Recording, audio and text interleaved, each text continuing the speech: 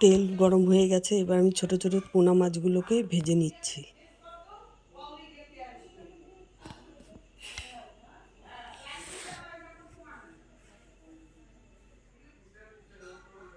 আগেই হলুদ নুনটা পোনা মাছটার মধ্যে মাখিয়ে রেখেছিলাম। এবার আস্তে আস্তে সব মাছগুলোকে আমি ভেজে নিচ্ছি।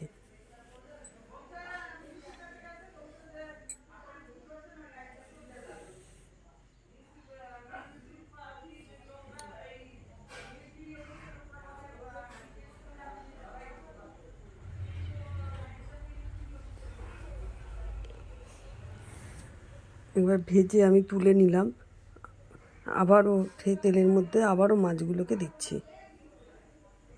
এবার কালো জিরে ফোড়ন দিয়ে মাছের ঝোলের মধ্যে আমি আলুটাকে দিয়ে দিচ্ছি।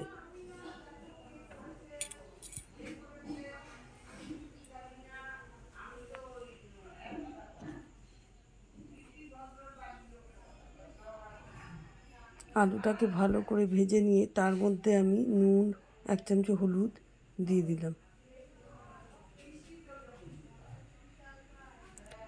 ভালো করে আলুটাকে আমি ভেজে নিচ্ছি।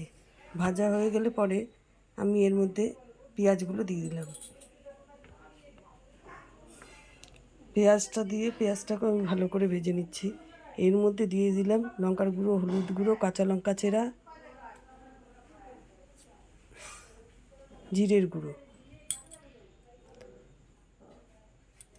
সামান্য জল দিয়ে এবার ভালো করে আমি আলুটাকে কষিয়ে তার মধ্যে টমেটো দিয়ে দিলাম।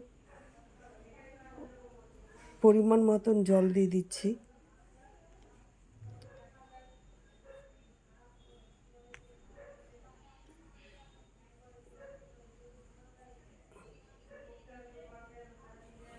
এবার এর মধ্যে আমি বরবটিগুলোকে দিয়ে দিলাম।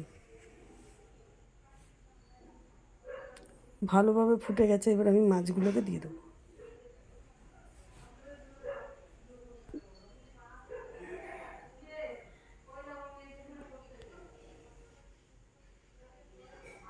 মাছের ঝোলটা আমার নাড়াচাড়া করে আমার মাছের ঝোলটা আমার হয়ে গেছে।